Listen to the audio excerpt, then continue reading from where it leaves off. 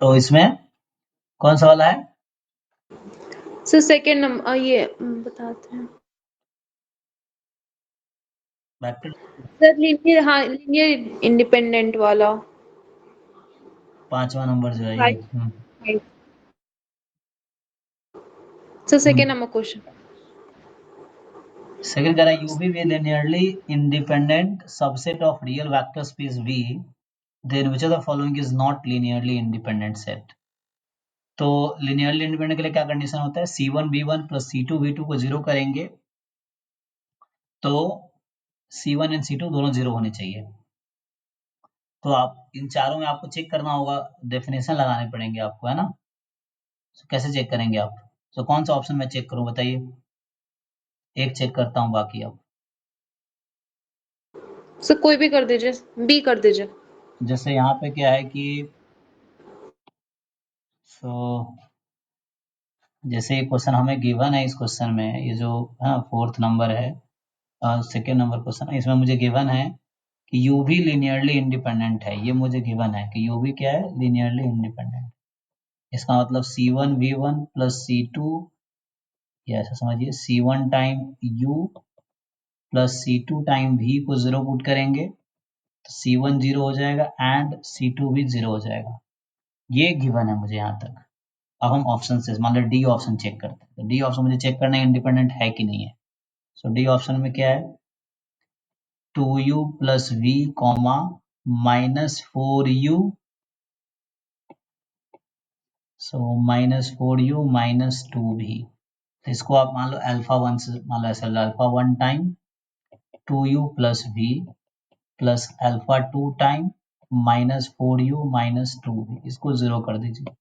अब क्या होगा, अगर ये alpha one alpha two equal to zero आ गया तो हम बोलेंगे they are linearly independent. If they are not zero then they are dependent. So इसको ओपन कीजिए। सो पहले u के कोएफिशिएंट को एक साथ लाइए। सो u का कोएफिशिएंट यहाँ आ जाएगा 2 अल्फा वन, दूसरे टर्म में -4 अल्फा वन, ये u के कोएफिशिएंट प्लस v के कोएफिशिएंट को साथ लाइए, तो v के कोएफिशिएंट को साथ लाएंगे तो ये हो जाएगा alpha one -2 alpha to v बराबर जीरो। अब मुझे पता है कि u भी लिनियरली इंडिपेंडेंट है। सो डेफिनेशन ये कहता है कि u का कोएफिशिएंट और v का कोएफिशिएंट जीरो हो जाएगा। सो 2 अल्फा वन अच्छा अल्फा टू था ना ये, सो है ना, u के कोएफिशिएंट देख लीजिए, पहले में 2 अल्फा वन, दूसरे में -4 अल्फा टू था। सो 2 अल्फा वन, अच्छा तो सेम ही आ गया, ये जस्ट मल्टीपल है। अच्छा वैसे भी देख के पता नहीं चल रहा है, तो देख के पता चल रहा है मल्टी ये है। आप अगर देखेंगे डी ऑप्शंस को, जो पहला पॉइंट है उसको हम -2 से मल्टीप्लाई करेंगे, दूसरा आ जाएगा। डी ऑप्शन में जो है 2u प्लस v को -2 से मल्टीप्लाई कीजिए, कितना होगा? If you multiply 2u plus v by -2 तो क्या होगा वो नंबर? सर फिर से रिपीट करिए ना। अरे डी ऑप्शन में क्या क्या पॉइंट्स हैं? डी ऑप्शन में दो नंबर है ना, हाँ। क्या क्या है? 2u plus v comma -4u -2v। जी, क्या दोनों एक दूसरे का मल्टीपल है? यस सर, तो -2। हाँ, तो मल्टीपल है तो ऐसे ही डिपेंडेंट हो गया, वो मैथमेटिकली प्रूव कर दे रहे हैं, बट प्रूव करने की जरूरत नहीं है यहाँ पे। एक्चुअली जब दो दो वेक्टर एक दूसरे का मल्टीपल हो जाए तो वो डिपेंडेंट ही होगा, ठीक है। सो डी ऑप्शन तो डिपेंडेंट, मैथमेटिकली देख लो क्या होगा। So -2 alpha one -4 alpha two is equal to zero and alpha one -2 alpha two is equal to zero. इसको आप सिंप्लीफाई कीजिए, तो इसको आप सिंप्लीफाई करेंगे तो आ जाएगा alpha one is equal to alpha two, और इसको सिंप्लीफाई करेंगे तब भी यही आएगा। सो इससे ये क्लियर हो गया कि जरूरी नहीं है कि alpha one alpha two zero ही हो, है ना? ऐसा जरूरी तो नहीं है। ऐसा हो सकता है अल्फा टू वन है तो अल्फा वन टू हो सकता है, अल्फा टू इज फोर तो alpha one will be eight, यही ना? Yes sir. सो इसका मतलब है कि दे आर नॉट इंडिपेंडेंट, दे आर डिपेंडेंट। ऐसे बाकी ऑप्शन में चेक कीजिए। So you know definition of independence कि लीनियर कॉम्बिनेशन को जीरो पुट करेंगे so coefficient should be zero, ये चीज है। सो ये सर डिपेंडेंट थर्ड ये नंबर क्वेश्चन इसका। अच्छा तीसरा क्वेश्चन जो है, क्या बोल रहा है इसमें, consider the vector space R Q over R and A B subset है आर क्यू का। जीरो बिलोंग नहीं कर रहा है ए यूनियन बी में। अब देखिए क्या बोलना चाह रहा है कि zero does not belong to A union B, मतलब zero is not in A, neither in A nor in B. तो यूनियन में नहीं है, इसका मतलब किसी में भी नहीं होगा। So let the number of elements in A B are 2 and 4। तो ए में 2 एलिमेंट है, बी में 4 एलिमेंट, सॉरी ए में 4 है, बी में 2 है। तो कह रहा है कि, फिर बोल क्या रहा है ये? सर एलिमेंट्स मीन्स वेक्टर बोल रहा है ना यहाँ पे। हाँ हाँ, मतलब वो एलिमेंट्स वेक्टर स्पेस के एलिमेंट वेक्टर होते हैं जी। हाँ वेक्टर्स हैं। सो बोल रहा है both A B are linearly independent set. देखो पहली चीज, अगर वेक्टर स्पेस होने के लिए, आपको याद है वेक्टर सबस्पेस होने के लिए क्या कंडीशन था?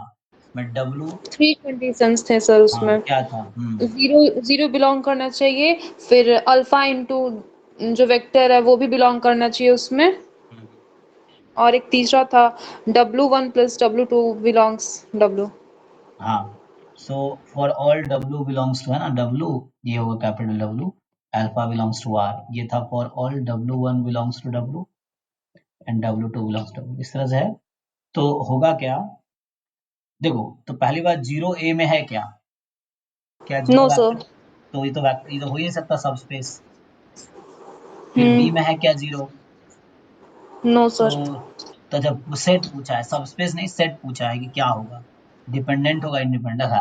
छोड़ो, तो इसमें सब स्पेस हमें चेक भी नहीं करना है, तो इसको भी रहने दो, क्योंकि सब स्पेस जब चेक करना हो, यहाँ तो बस बता रहा, पूछना है हमसे कि सर डिपेंडेंट वैसे भी इंडिपेंडेंट चेक अगर करना।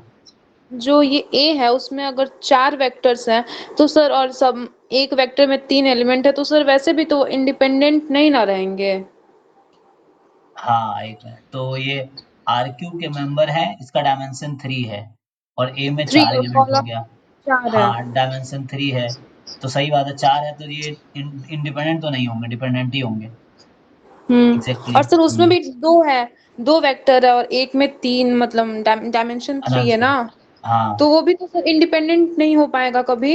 नहीं नहीं, इंडिपेंडेंट हो सकता है वो, क्योंकि sir number multi, of columns तो दो ही ना रहेंगे उसमें। हाँ तो नंबर ऑफ कॉलम 2 रहेंगे तो कोई दिक्कत नहीं है। वेक्टर को इंडिपेंडेंट होने के लिए वो बेसिस नहीं होगा, आप जो कहना चाह रहे हो बेसिस नहीं होगा। सो ए हाँ and B basic can not be होगा। Basis, but independent, A independent नहीं हो सकता, और बी जो है वो स्पैन नहीं करेगा, तो कहने का मतलब इंडिपेंडेंट नहीं होगा बी। बी इंडिपेंडेंट हो सकता है, ए इंडिपेंडेंट नहीं होगा, और बेसिस नहीं रहेगा, ए बी में से कोई भी बेसिस नहीं हो सकता, ठीक है ना? तो इंडिपेंडेंट डिपेंडेंट पूछ रहा है, बेसिस पूछता तो बेसिस नहीं हो सकता था। So A can not be basis and B can not be basis, क्योंकि आर क्यू का सबसेट है ना। तो आर क्यू का अगर है तो it has to be, hmm तो डिपेंडेंट इंडिपेंडेंट, देखिए तो पहली चीज क्या है कि हमें चेक करना है कि ए बी आर बोथ, नहीं तो जीरो नहीं है यूनियन में, तो किसी में भी जीरो नहीं है। ए में 4 है, बी में 2 है, और ये आर क्यू का मेंबर है। So both A B are linearly dependent set. नहीं ये तो गलत है, ए लिनियरली डिपेंडेंट है, बी इंडिपेंडेंट है, ये हो सकता है। दोनों ने, ये सी गलत है, none of them is true, तो बी ही करेक्ट है यहाँ पे, ठीक है। या सर एक बार समझा दीजिएगा बी इंडिपेंडेंट क्यों है। जी जी, जैसे एग्जांपल के देखिए, अगर हम बनाना चाहें तो करना चाहें, जैसे मान लीजिए आप आर क्यू तो मेरा वेक्टर स्पेस है, ठीक। हम दो, अब दो एलिमेंट बताइए जो इंडिपेंडेंट, कोई भी रैंडम दो एलिमेंट बताइए आप। मान लो V1 V2 क्या लेना चाहते हो इसका? 1 2 2 3। हाँ चलो 1 2 3 ले लिया, मान लो, चलो एक ये हो गया आर क्यू का मेंबर है, और दूसरा, 4 8 9।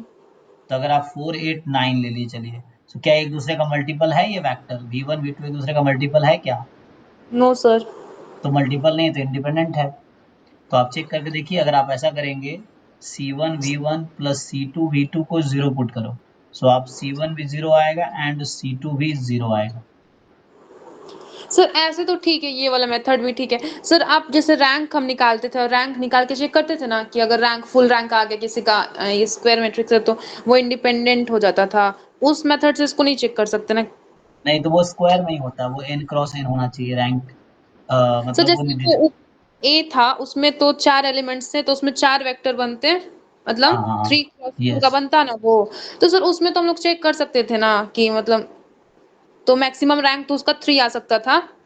तो चार हाँ तो 4 तो कभी होगा नहीं इंडिपेंडेंट, चारों वेक्टर्स तो कभी चारों कॉलम तो इंडिपेंडेंट हाँ हो नहीं सकते, एग्जैक्टली मैक्सिमम एग्जैक्टली 3 ही हो सकते हैं, तो ऐसे ही हट गया। बट इन केस मतलब ये जो बी वाला वेक्टर है, बी वाला जो भी है ये, तो सर इसमें वैसे नहीं चेक कर सकते, ये वाला मतलब लीनियर कर सकते हैं। कॉम्बिनेशन से बहुत ये तो होता है। ये 3x2 है ना, तो इसका रैंक 2 आ जाएगा तो इंडिपेंडेंट हो जाएगा, और रैंक अगर 2 नहीं है तो डिपेंडेंट है। तो अच्छा, हाँ, रैंक ये 2 भी निकाल ठीक है। लीजिए, हाँ रैंक 2 निकाल लीजिए, रैंक 2 आएगा, तो इसीलिए ये इंडिपेंडेंट है। सर डायमेंशन उसका वेक्टर का 3 था, तो इसका 2 आएगा, तो उससे कोई प्रॉब्लम नहीं है? नहीं कोई दिक्कत नहीं। ठीक है। ये हम बेसिस नहीं चेक कर रहे हैं। हाँ सर 7 नंबर भी था। 7 नंबर, तो इसमें 7 में जो है हाँ। ये पूछा है consider M1 M2 M3 M4, 4 दे रखा है, ये 2x2 मैट्रिसेस हैं, तो linearly independent independent independent independent dependent. Okay, तो वही चीज है कि पहली बात देखिए, अगर जीरो वेक्टर किसी भी सेट में आ गया तो वो डिपेंडेंट ही होगा। M4 जीरो मैट्रिक्स है ना, तो ये थ्योरम है कि किसी भी सेट में अगर जीरो वेक्टर है या जीरो एलिमेंट है तो वो डिपेंडेंट ही होगा, क्योंकि है ना C1 इंटू जीरो, तो ये तो नॉन जीरो हो सकता है C1, तो अगर एक भी कोएफिशिएंट नॉन जीरो हो गया तो इसका मतलब है कि है ना वो तो डिपेंडेंट हो जाएगा। तो M4 जिस भी सेट में है वो डिपेंडेंट होगा, आप चेक कीजिए किसके सेट में M4 है, ABC ऑप्शन में से। ये दो ए बी सी तीनों ऑप्शन में तो है ही। हाँ, तो इसका मतलब M4 जिस भी सेट में है वो डिपेंडेंट ही होगा। तो पहला कह रहा है इंडिपेंडेंट है, गलत। दूसरा भी कह रहा है इंडिपेंडेंट, वो भी गलत। तीसरा भी कह रहा है इंडिपेंडेंट, वो भी गलत है। चौथा ऑब्वियसली ट्रू हो गया। अच्छा, लेकिन M1 M2 है ना, M4 जीरो है ना, हाँ तो ऐसे ही गलत हो गया। अब आके अब M1 M2 M3 को चेक करने की बात है, तो आप ये दिखा दीजिए कि किसी दो का लीनियर कॉम्बिनेशन तीसरा हो सकता है, या वही चीज है, डेफिनेशन जा सकते हैं आप। ठीक है ना, C1 M1 plus C2 M2 plus C3 M3 बराबर जीरो कीजिए, और दिखाइए इनमें से कोई एक कोएफिशिएंट जो आएगा वो नॉन जीरो आएगा, तो डिपेंडेंट हो जाएगा। अगर सारे जीरो हो गए तो इंडिपेंडेंट हो जाएंगे। तो इसमें ऐसे एबीसी खुद ही गलत हो गया ना, आउट हो गया, तो डी सही है इसमें सीधा सीधा। ठीक है सर। सर एक और हम्म क्वेश्चन था, रुकिए मैं ग्रुप में भेज। असाइनमेंट हो गया इसका।